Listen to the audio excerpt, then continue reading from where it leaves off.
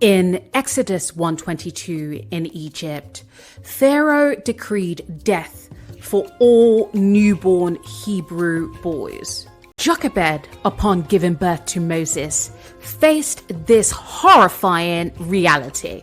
Mary, too, encountered danger when Herod sought to kill Jesus after his birth.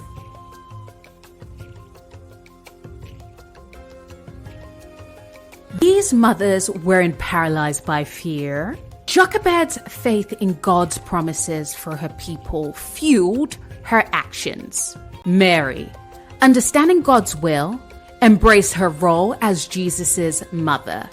Jochebed's faith translated into action. She hid Moses for months, then crafted a basket to protect him on the Nile.